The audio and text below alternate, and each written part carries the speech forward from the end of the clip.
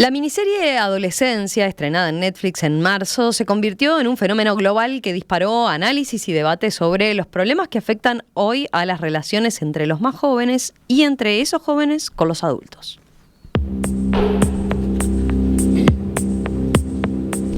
La historia gira en torno a James, un joven de 13 años acusado por el homicidio de una compañera de clase. Pero no se queda en los detalles del crimen, no es un thriller clásico. Aborda las causas psicosociales que llevaron a que una jovencita fuera asesinada de 7 puñaladas. What are you looking for? You're making a big mistake. He's only a kid. Dad, I haven't done anything.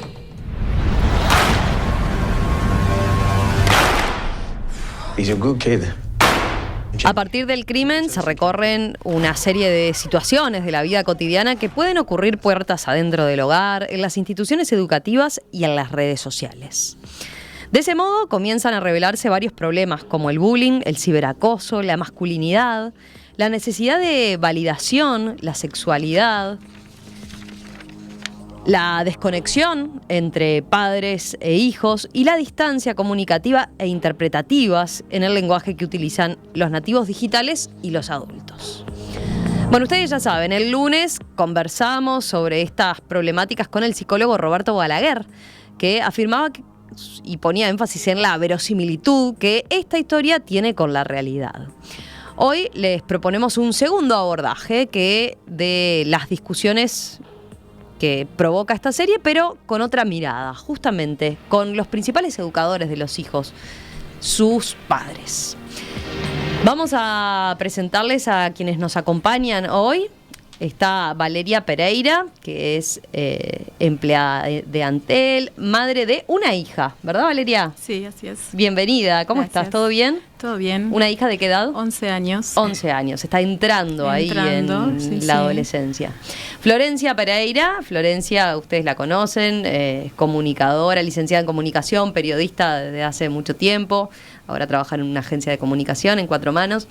Flor, ¿cómo estás? Bienvenida. ¿Qué tal? Un placer volver a la radio siempre, pero a estos micrófonos en particular me traen muy buenos recuerdos, así que gracias por la invitación. Madre de 2 adolescentes de 16 y 14 años y de un niño. Así de que un ahí niño tenés de 10 que estamos 10. ahí Estás en la pre-adolescencia, exactamente. Pero te agarra con algo de experiencia sí, ya. Exacto.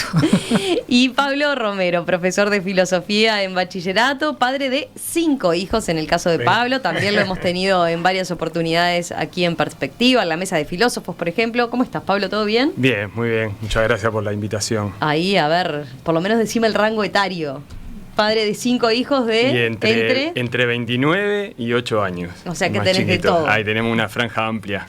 Y está bueno porque seguramente has vivido distinto por los contextos, ¿no?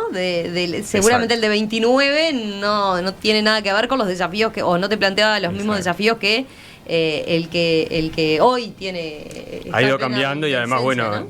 En mi caso soy profesor de filosofía, pero también de informática en ciclo básico. Por lo tanto, también estoy en contacto con chiquines que van entre los 12 años y hasta los 18, 19 años. O sea que en ahí franjas los que los he tenido en casa y que los he tenido en las instituciones educativas en el aula, ¿no? Bueno, primero, les pido un primer comentario breve así de ¿qué les pareció, qué les despertó esta serie? Bueno, a mí me despertó como mucha identificación con algunas cosas. Me dio la oportunidad una de mis hijas la vio y hablamos sobre ella y empezamos a dialogar sobre algunas cosas que pasan en la serie y cómo se trasladan a nuestra realidad, ¿no? Es decir, por ejemplo, el tema de los incel, que después lo abordaremos. Y ni que hablar desde el punto de vista artístico, me pareció fantástica, ¿no? Es decir, creo que yo no soy de las grandes series, pero esta en particular, incluso aunque no tengas hijos adolescentes, te deja pensando. Es decir, de esas series que te deja pensando, estés o no en esa situación, ¿no?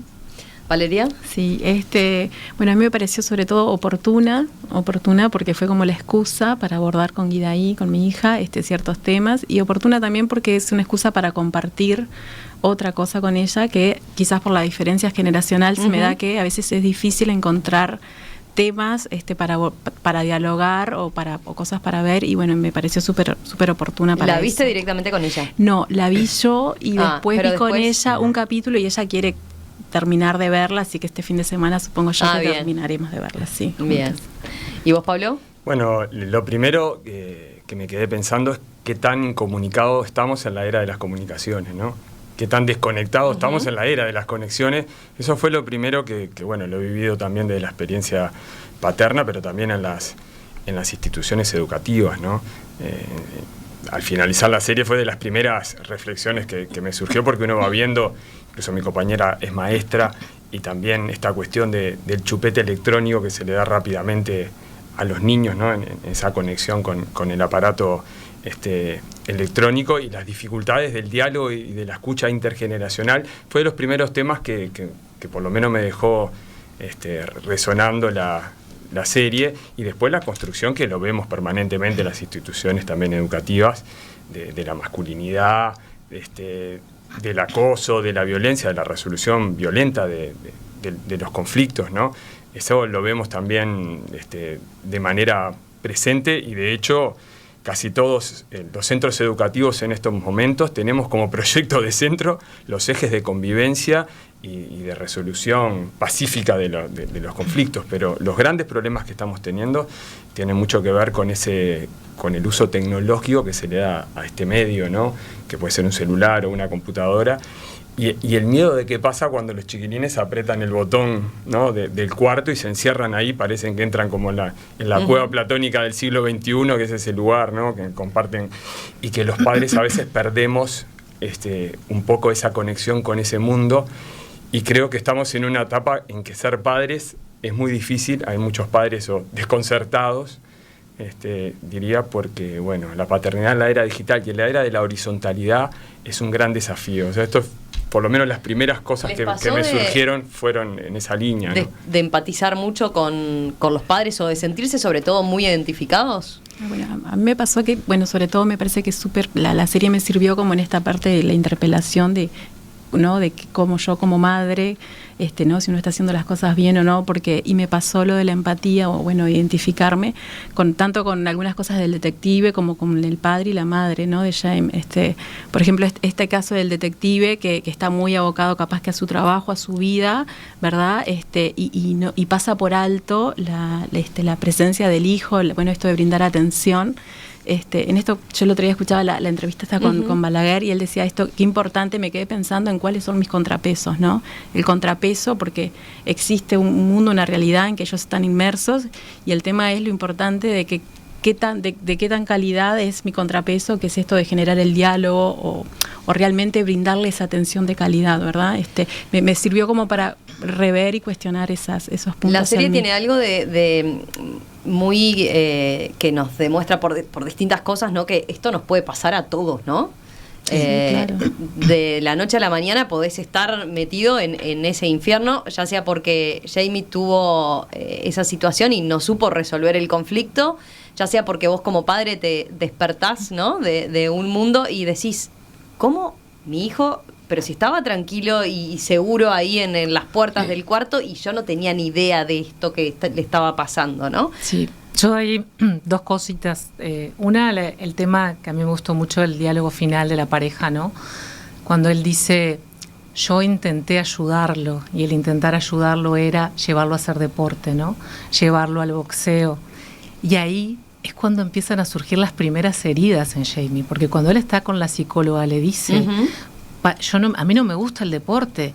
Y el primer bullying, que eso a mí me llamó mucho la atención y lo quería traer, el primer bullying que sufre él no es de los adolescentes, es de los otros padres que se rieron de él cuando él estaba en el fútbol. Entonces, desde ahí ya empieza. Y el hombre dice, yo lo hice con la mayor intención. ¿Y cuántas veces nos pasa a los padres que hacemos? Y esto es un discurso, ¿no? Que lo traemos. Bueno, pero si le dedico tiempo, exacto, si lo llevo a hacer deporte, y que él pensó que estaba haciendo lo mejor por su hijo. Y en realidad estaba generando una herida muy fuerte que él la saca cuando está con la psicóloga, y que él se acuerda de que cómo se burlaban los otros padres, cómo el padre no lo podía mirar, que el padre se avergonzó de él. Entonces, algo que fue con una intención absolutamente buena, porque todos los padres queremos hacer lo mejor para nuestros hijos. En este caso, tuvo el efecto totalmente contrario, ¿no? Y como padres, creo, perdón, ¿no? Esto de la angustia esa, ¿verdad? Y al final yo creo que lo que más nos angustia, quizás como padres, madres, es eso, ¿no? La incertidumbre del no saber si este es el camino correcto, exacto, ¿no? No, me parece interesante también igual en el modelo que se plantea ahí de los padres, porque los padres son, a pesar de justo lo que vos señalás, que me parece que es bien pertinente, eran padres cercanos, o sea, ¿no? Había una familia constituida, no era que me decía, porque muchas veces estas cuestiones cuando la atamos, ¿no? Y lo vemos a veces en las instituciones. Decían, le gustaba la computadora, le compramos Los vemos en las instituciones, que de repente son familias fragmentadas, que el padre por ahí no está presente, o no hay un vínculo, ni siquiera un acercamiento, aunque pueda ser desde una mirada muy propia, digamos, del padre, más que de la necesidad pero no era el caso, por lo cual además es muy interesante porque esto puede pasar, como siempre dice, en cualquier familia, no es una cuestión de ciertas dificultades que sí ubicamos y ellos sabían lo que le gustaba. En el trato, ¿no? Es decir, él decía, le compramos la computadora porque a él le gustaban los videojuegos. Era realmente cercano, ¿no? O sea, había una cercanía ahí. Y eso quizás tiene que ver también con esto mismo de un diálogo que vaya a los intereses o a las problemáticas que están viviendo nuestros adolescentes, que nosotros a veces nosotros poniéndome en el lugar del educador, ¿no? Lo vemos ahí cuando de repente se dan estas situaciones, scratches, convocatorias a pelear, ¿no? Recuerden que hemos tenido no hace mucho tiempo el uso de redes sociales para convocarse a golpearse adolescentes en la puerta. Y el comentario general fue, ¿y cómo pasó esto? De un ¿Cómo shopping, hacemos? ¿no? Claro. Y los padres ni se enteraban, y esta cuestión de una presión enorme que hay también que tiene que ver con que ser es aparecer, ¿no? Estar de algún modo en las redes, sea como víctima o como victimario, es un modo de existir, ¿no? Sí, si no estás en las redes no existís. Y es brutal, ¿no? Porque es brutal la presión que ellos tienen incluso en esa viralización. Porque el personaje sufre sobre todo un acoso muy fuerte que tiene que ver cuando se le expone con ciertas características de su masculinidad, esto de la cultura incel, ¿no? Y es donde ahí en verdad él se juega el drama de su existencia a los 13 años en esa situación, ¿no? Y son códigos que de repente pasaba también con el padre, con el investigador, que está totalmente por fuera de esa cultura, o sea, de esos códigos, y es cuando vos ahí quedás realmente por fuera de quizás lo que más importa en la existencia de ese niño, adolescente, ¿no? Que a mí me parece que yo hallé como que es esto justamente lo más angustiante, ¿no? En estas familias, que es una familia tipo, en que los padres creen tener cierta cercanía y creen conocer al hijo, y yo en realidad ahí creo que evidencia como que hay un gran vacío, ¿no? Que es ese vacío que genera después la angustia al final del padre, ¿no? Vacío que es la ausencia de un diálogo real, ¿verdad? Sí, esto que decía la madre, que también me sentí en parte, y creo que cualquier padre también capaz que, siendo muy sincero, se podría sentir identificado, esto que decía la madre de Jamie al final, que dice, ¿cuántas veces pasé y vi que tenía la luz prendida y nunca se animó a dar ese paso, ¿no? A cruzar ese límite, a generar ese diálogo? Entonces está como en esta cosa que parecería como quizás adormecido. Por eso yo creo que la serie impacta tanto. Es como este adormecimiento en el que uno cree que le da lo que quiere, que le brinda y no se va más a lo profundo. Eso que dice Valeria está interesante porque también hay críticas que se le hacen sobre que culpabiliza demasiado a los padres, ¿no? Y uno dice, bueno, es cierto que nadie tiene porque después entramos en ¿y cómo, no? ¿Cómo fomentar ese diálogo? ¿Cómo hacer? Porque tu hijo adolescente te dice, eso te iba a decir, eso también yo lo quería tomar. Es decir, mamá, déjame tranquila, totalmente, ¿no? Estamos como siempre en esa disyuntiva como padres de hasta dónde te metes, ¿no? De si sos un padre controlador o un padre metido, hasta dónde vos tenés que respetar la intimidad, que es tan importante, ¿no? En todas las etapas de la vida, pero en la adolescencia ellos están en ese rompimiento contigo de que tienen que reafirmar su autoimagen, su identidad, entonces no te metas. Y hay una escena que está muy buena, que es cuando la madre le pregunta a la hija, ¿no? Le pregunta, bueno, ¿y cómo van las cosas con tu novio, no? Y entonces ella le dice, no, prefiero no contarte, ¿no? Como esa cosa de, soy tu madre, es decir, como madre, que a veces también nos confundimos los padres, ¿no? Claro. Los padres somos padres, no somos amigos, ¿no? Es decir, hay cosas que no nos van a contar. Hay cosas que y que está bien que no nos cuenten, porque nosotros somos los que tenemos que poner el límite, y ahí también creo que hay un tema, ¿no? De repente a veces los padres tenemos miedo de poner límites, ¿no? Y son necesarios, pero no el límite como algo de opresión, sino como el límite como una guía. Es decir, yo voy a poner un ejemplo personal. Yo a mis hijas las dejé tener Instagram porque no creo en el prohibicionismo, pero puse reglas. me puede salir bien, me puede salir mal, ¿no? Pero hay reglas para eso. Y otra cosa que quería traer, y ya termino, es el tema de está en el cuarto, está a salvo. Mentira. Es decir, quise traer unas cifras de que salió una encuesta de psicología que hicieron una encuesta y dice que el 39% de los encuestados de esta encuesta que hizo psicología en 2021 sufrió ciberbullying. 39%. Tal vez ahora subió, ¿no? Uh-huh. El 68% de los adolescentes ya había visto porno. Quiero decir, que vos no tenés manera ahí de controlar. Sí. Y 3 de cada 10 habían mandado alguna foto o algo con contenido sexual. Estamos hablando de chiquilines de entre 13 y 15 años. Claro. Es decir, ya no es cuidate, usar preservativo. No, no vayas a mandar una foto comprometedora a nadie. Es decir, la conversación sobre la sexualidad empieza mucho antes de hablar sobre la relación sexual, empieza a hablar sobre la pornografía, empieza a hablar sobre no vayas a mandar contenido sexual a nadie. Entonces, esta adolescencia, ellos están con muchos más desafíos, porque siempre te dicen, porque antes tal cosa, porque antes, no, estamos en el hoy, y el hoy no solo implica cuidarlo cuando sale a la calle, implica lo que hace con el tramo de... Acá hay hablando de cifras, hay un informe que hizo UNICEF en 2022, que es el informe Kids Online, con datos de Uruguay, ¿no? Tomé varias cifras interesantes, pero hay una que dice, solo la mitad de los adolescentes que experimentaron incidentes negativos en línea compartieron su experiencia con los padres. Claro, ¿no? Además eso no te enterás. Pues hoy en el comienzo planteaba eso justamente, que era la dificultad de crear niños y adolescentes en la era digital y en la era también de la horizontalidad, porque hay una parte en la que el padre reflexiona que dice, yo justo no quise ser como fue mi padre conmigo, claro, ¿no? Se fue para el otro lado. Claro, y creo que todos estamos vivenciando esas dificultades en la puesta de límite, en esta pregunta que tiene que ver hasta dónde viola la intimidad ingresando en esa cueva del adolescente, ¿no? Pero cuando uno pierde ese rastro, ¿no? Pierde ese lugar, que creo que eso es la gran dificultad que tenemos también, es poder abordar y charlar y escuchar al otro, ¿no? Estamos teniendo ese problema, pero el problema pasa en buena medida por esa dificultad que tenemos en cómo transitar quizás cambio generacional que estamos teniendo, ¿no? Desde la paternidad. Y también esta cuestión de la permanente erotización, ¿no? Que tiene la sociedad, que se inicia muy rápidamente, ¿no? Muy rápidamente, ¿no? Se erotiza el cuerpo ya del niño adolescente y ellos lo viven así y con una presión social fuertísima. El personaje, básicamente, con esto de incel era, miren que acá se usa, bueno, en los liceos se dice... Virgo. Virgo. Este es un Virgo. Y es un insulto. Claro, es el mismo, porque a veces pensamos esto sucede en Inglaterra, pero sucede acá pasa absolutamente... con otro término, pero muy similar. O sea, esa misma cuestión y el escrache de esa persona que, aunque desee tener relaciones, no la tiene y por lo tanto es un fracasado. Y se usa indistintamente. Claro. Se usa para chicas o para chicos. Si sos un Virgo, no sabes nada. Y va más allá, porque, mira, hay otro dato que asociado, que yo a veces lo trabajo incluso en el curso de gestión cultural que doy, sobre, bueno, la sociedad del rendimiento, la sociedad, ¿no? Del cansancio, del éxito, de la frustración. Por ejemplo, el aumento de Viagra entre los hombres, en la franja que más aumentó es entre los 16 y los 30 años. O sea, no hay un tema de disfuncionalidades.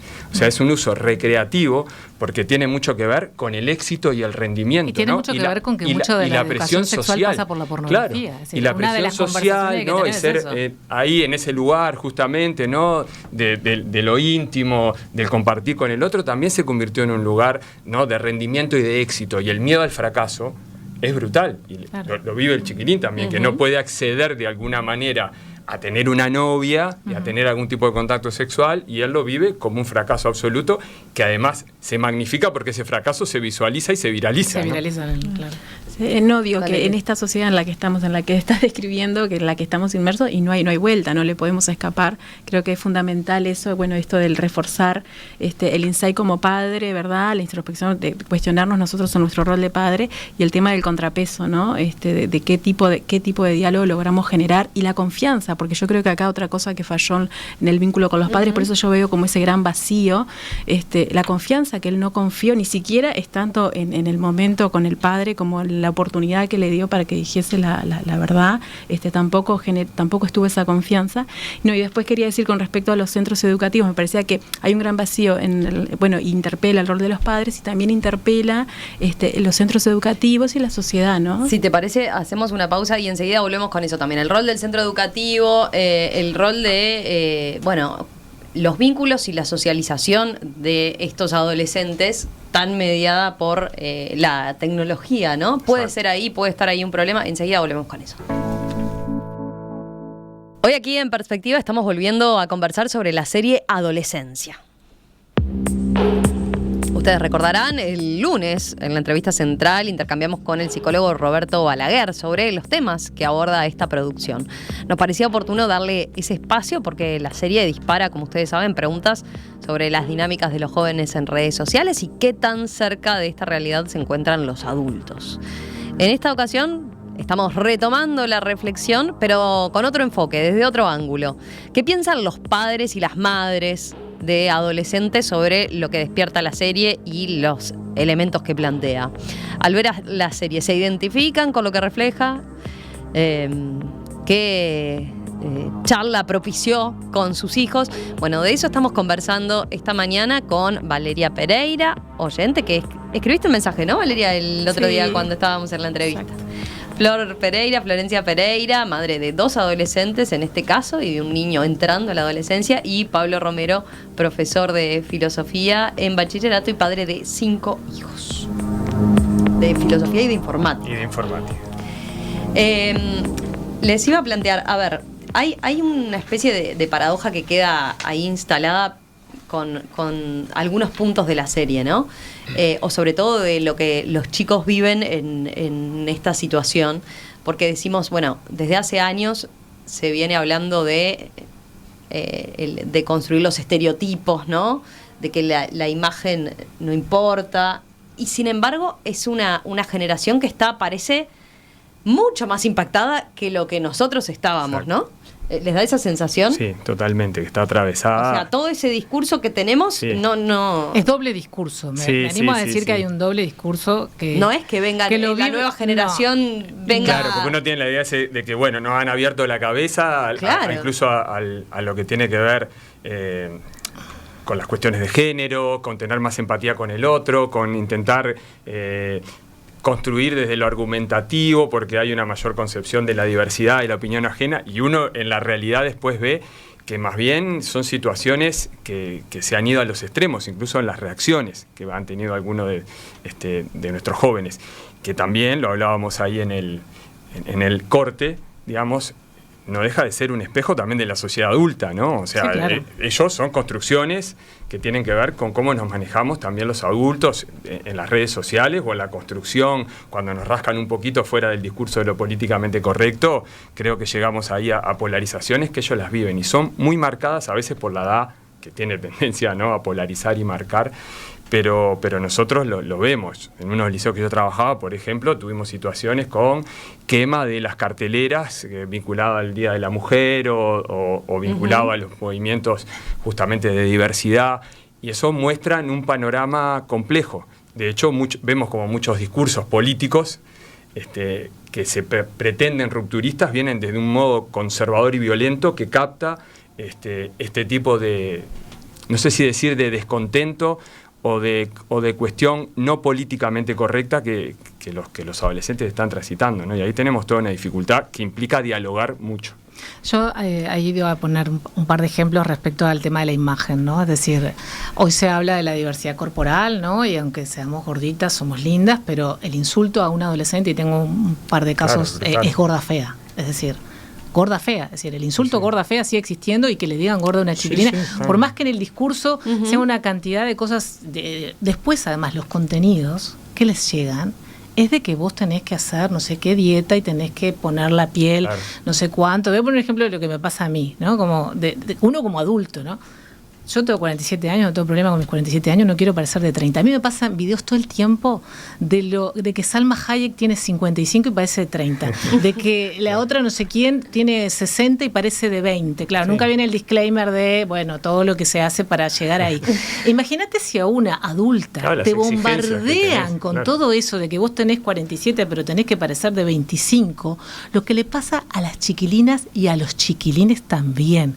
Acá están en el mismo. Entonces hay todo un discurso sobre ese tema, pero después los contenidos y los discursos y la realidad es que todos quieren, y todos 90, 60, 90, y si sos varón, unos músculos fantásticos y un cuerpo de todo marcado acá como los grandes deportistas, ¿no? Y lo hablamos hoy, eso, la fuerza y el éxito sexual como horizonte, además. No, como mamá veo que la manera de poder afrontar todo ese mundo, porque es una realidad, la exigencia en las redes o la exigencia lo que les pasa a ellos, es el tema de, bueno, esto de, por eso la serie me pareció súper útil, porque claro, es como esto de que, bueno, realmente cuestionarse y ver de buscar el diálogo, ¿verdad? Porque darle herramientas, como decíamos, ¿no? Que va por ahí el tema de darle herramientas para que ellos puedan afrontar estas situaciones y bueno, encarar eso que dice Florencia, ¿no? De ven esa imagen y decir, claro, pero pará, pero esto es redes sociales. No, pero también el tema de que es real. La importancia, ¿qué es lo importante, claro, no? Exacto. ¿Qué es lo importante en la vida? Lleva como a otros temas un poco más profundos, ¿qué es la importancia de la vida? ¿Cuál es el propósito? Ver un poquito más allá de eso, y también creo que lo que pasa, con un poco lo que decías tú, con respecto a la poca tolerancia, que eso se ve en los adultos en la calle, y con ellos obviamente se ve también, ¿no? Claro, poca tolerancia a la frustración y la falta de respeto, ¿no? Y más allá de todo lo que uno debe hacer en la casa como madre, padre, el tema de los centros educativos, no sé, en mi caso, bueno, mi hija va 8 horas, ¿no? Para yo poder ir a trabajar, ella tiene que ir 8 horas a un centro educativo. Y la importancia de que allí se aborden estos temas, se dialoguen, porque además creo que a ellos les genera una cosa así, yo me puedo sentar con ella y tratar de generar ese diálogo, pero ella con sus pares se abre de otra manera y se genera otro intercambio. Por eso me parece que en los centros educativos es donde quizás esto sería un disparador genial para que puedan abordar. Vieron que en Gran Bretaña, por ejemplo, se buscó justamente, se va a poner en los centros educativos como la serie, como disparadora para reflexionar y trabajar. De la reflexión. Yo creo que hay que tener políticas públicas bien marcadas en relación, por ejemplo, a contar con equipos multidisciplinarios de trabajo en todas las instituciones Pero vos educativas. como docente, Pablo, ¿cómo lo viste? A ver, a mi sensación fue en la serie, cuando el capítulo del centro educativo, no sé fuera si de pasó, control. Claro, fuera de control, y unos docentes abatidos totalmente, entregados, desbordados totalmente, y diciendo, bueno, ya está, yo no puedo hacer nada con esos chiquilines, ¿no? Bueno, hay un tema con la falta de puesta de límites, claro, de la autoridad y profesores. O sea, algo parecido a lo que tienen los padres docentes, también con los creo docentes. Que están, sí, se da porque uno tiene a veces la sensación, yo uso esa imagen de que va a la guerra con un tenedor, ¿no? Porque cuando hablamos a veces de la inclusión educativa, no deja de ser a veces más que un simulacro, ¿no? Porque uno no incluye cuando atraviesan el portón educativo, simplemente ingresan. Claro. O sea, si vos no tenés la debida contención, atención, vos tenés 40 adolescentes, como tenemos en los grupos de bachillerato, en un aula con diversas complejidades, incluso lo decíamos también en el intercambio en el corte, ¿no? Tenemos muchas situaciones que han ido creciendo vinculadas a dificultades y problemas de salud mental que no los logramos atender debidamente, y eso no se puede resolver en un momento áulico, que a veces además tenés que intentar, a veces, miren lo que digo, trabajar con contenidos, porque es parte también de los procesos pedagógicos que están relacionados hasta con la igualdad de oportunidades, ¿no? de las personas, y que es un poco el sentido educativo también. Y hemos estado mucho más en el plano de esa educación emocional, de convivencia básica, y ahí necesitamos ayudas, porque realmente lo que uno siente ahí es dificultades, soledad, y en muchos profesores y profesoras y maestros y maestras es abatimiento, ¿no? Eso que muestra la serie sucede en la realidad. Sí. Entonces hay que generar políticas de trabajo con equipos de apoyo a los docentes y de trabajo en los territorios con la familia, ¿no? Yo vuelvo a los padres, porque yo entiendo lo que vos decías de que la serie es todo como los padres, pero mis hijas van a centros públicos, y en la pandemia una de mis hijas empezó el liceo. Imagínense empezar el liceo en medio de la pandemia, se corta todo, grupo de WhatsApp. Bueno, ustedes no saben lo que era el grupo de WhatsApp. Claro, bueno, es lo que se comparte. Porque eso es otra cosa, a veces no nos metemos por miedo del que nos dirán. Yo fui a hablar al liceo, porque el grupo de WhatsApp era... Sí, cualquier cosa. Sí. Además de que había bullying a uno de los chicos, había bullying a uno de los chicos, pero un bullying racista además, ¿no? Hablamos de la diversidad racial. Era un bullying racista, muy racista. Pero ves, ahí de vuelta hay un doble... Claro, ¿te metes o no te metes? No, pienso en... También en nuestra época, porque somos todos más o menos de la misma época, el bullying era salvaje también no lo hablaban los centros educativos. Para el centro educativo no era un tema. El bullying, porque no estaba instalado, no estaba visibilizado, no sabíamos lo que era bullying. Y era parte, en el grupo siempre tenías uno que le hacían burla, que lo dejaban afuera de todo y chau. Pero ahora se supone que los centros educativos hablan el bullying, trabajan sobre el bullying. Claro, pero pasa que el bullying ahora es tiene una mayor sensibilidad sobre el tema, pero sin embargo, los hechos... Pero el bullying ahora no termina, porque vos decís... Sufrías bullying en un colegio, ¿no? Te mudás de ciudad, te vas. Pero hoy existen las redes. Ahora es bullying 3.0.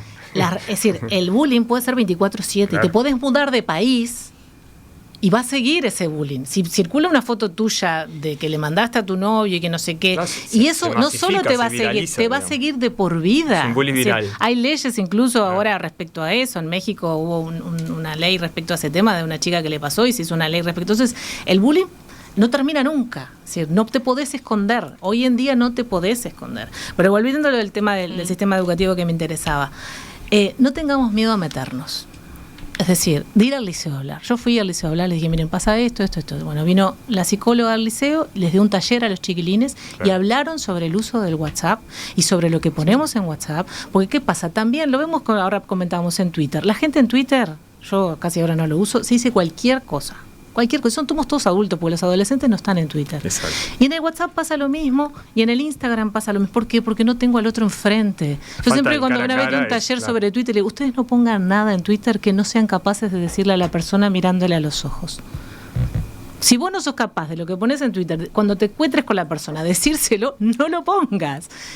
Y claro, uno puede poner en WhatsApp o en Twitter o en Instagram, donde sea, poner una cantidad de cosas que después no las sostenés en el día a día. ¿Por qué? Porque le ves la cara a la persona, porque sentís el dolor de la otra persona, ¿no? Entonces, ahí hay una dinámica de que las relaciones cambiaron y tenemos que aceptar que los chiquilines hoy se relacionan con el celular.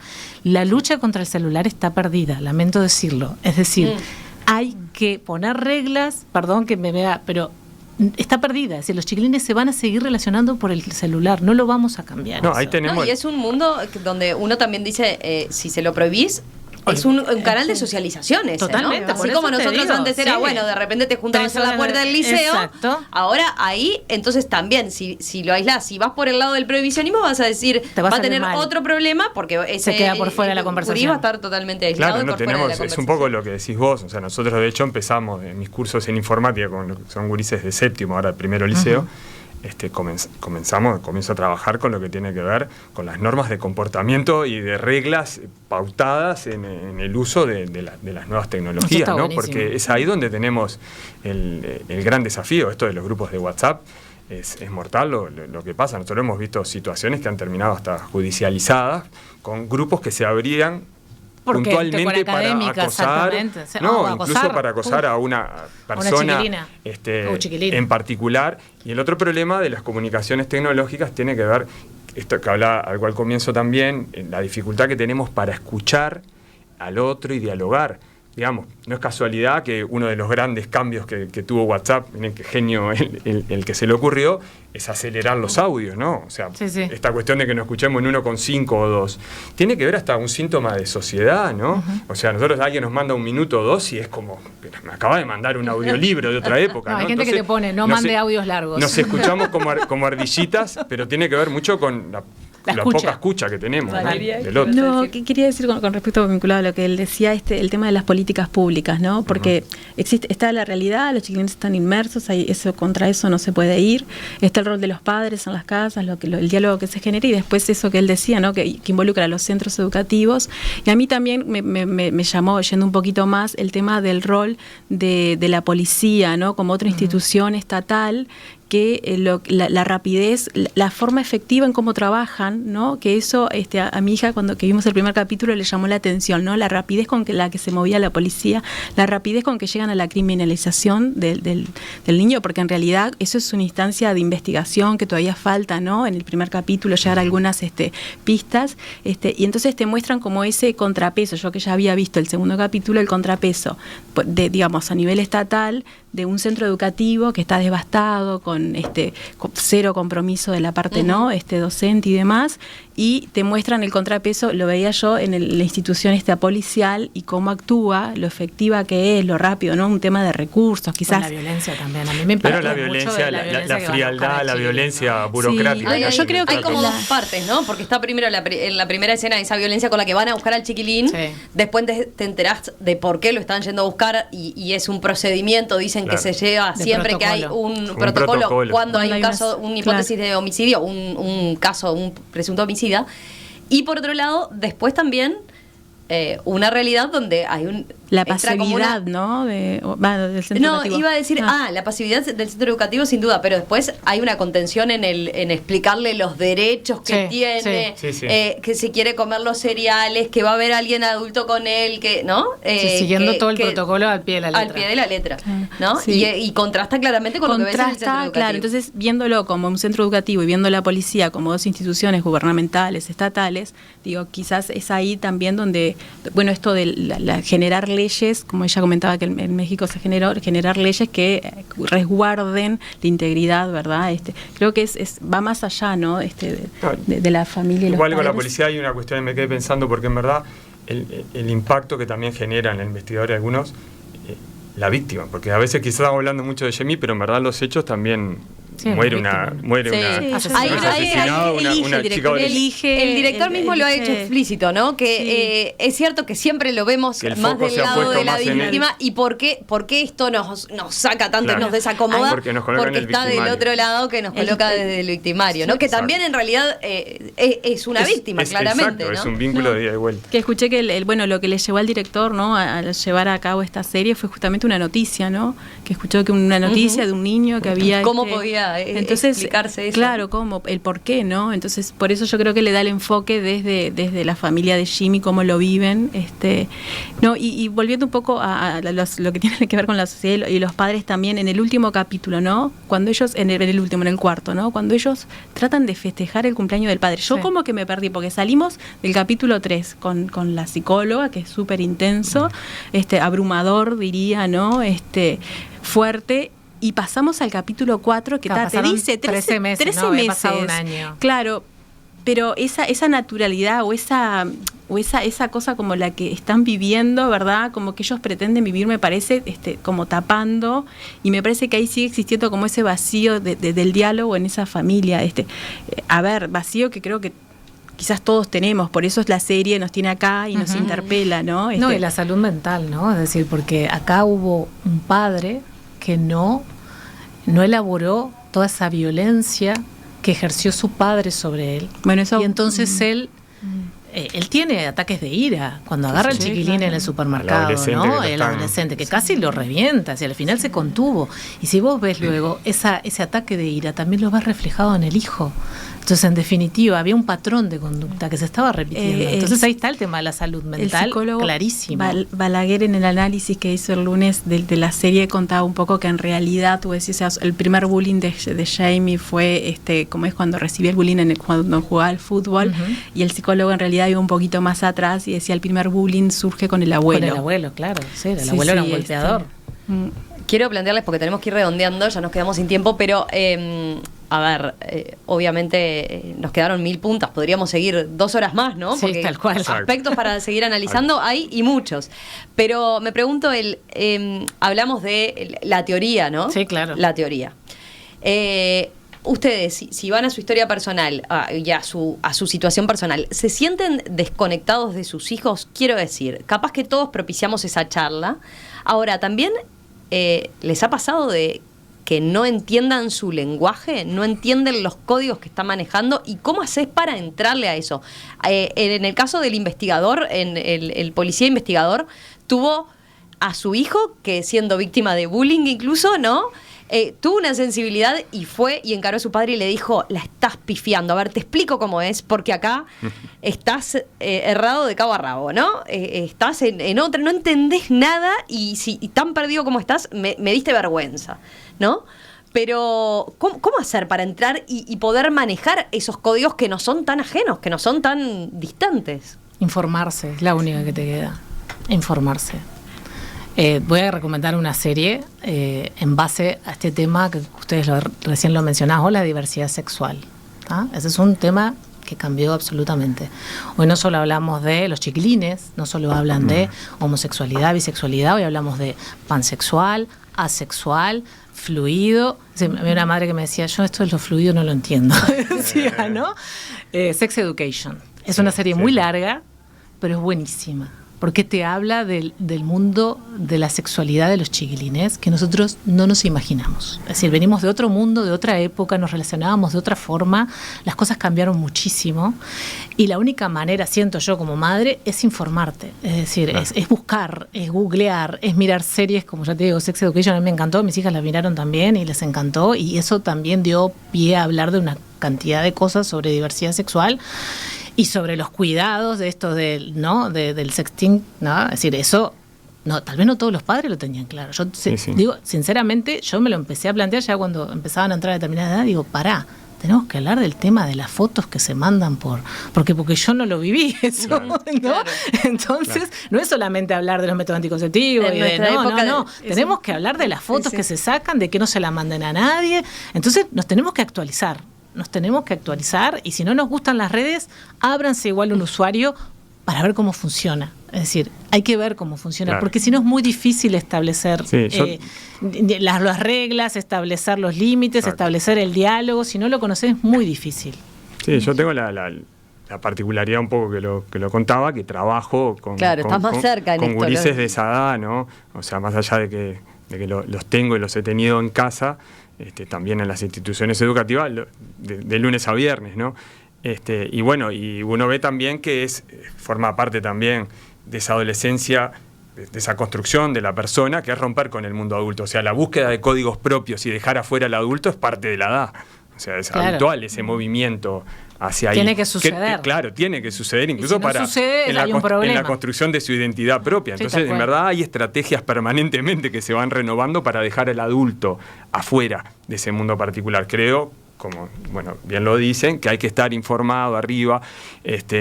Los padres debemos estar permanentemente en diálogo. De algunas cosas vamos a quedar afuera igual, pero de lo grueso y lo importante creo que hay que intentar desayunarse porque nos jugamos buena parte del partido ahí, ¿no?